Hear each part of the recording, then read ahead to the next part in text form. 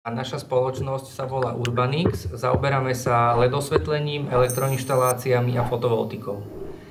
Prinášame ľuďom energetické riešenia a šetríme ich náklady, čas a rôzne ďalšie aspekty ich životov.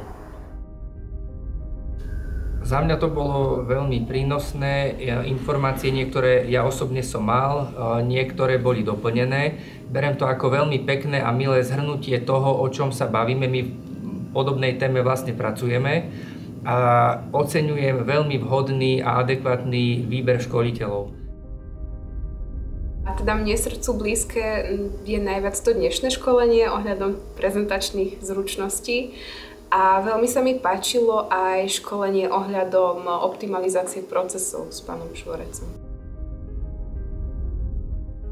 Projekt je už zrealizovaný. Vlastne akurát včera sme dokončili, máme fotovoltiku na streche.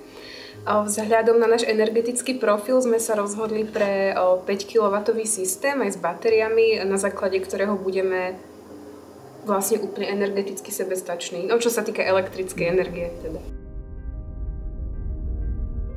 Montovali sme si to sami ako kolektív, ktorý sa tomu venuje, tak sme sa toho chytili všetci chlapi, ženy. Áno. A bolo to veľmi prínosné napríklad nielen z toho hľadiska, že máme takéto zariadenie na streche, ale aj kvôli tomu, že sme sa vlastne učili niečo za pochodu. Tým, že my sme v podstate v kancelárii, tak vždycky sme o tom počúvali iba teoreticky a teraz sme naozaj boli v tom dianí. Toto bol naozaj dobrý nápad. Dáva nám to zmysel, dáva to zmysel aj mne osobne a áno, stalo to čas, energiu, pozornosť a ešte ak sme to chceli urobiť aj tak, že či dievčatá alebo nejakí iní kolegovia to mali montovať, tak vlastne robili to, poviem, že v pracovnej dobe.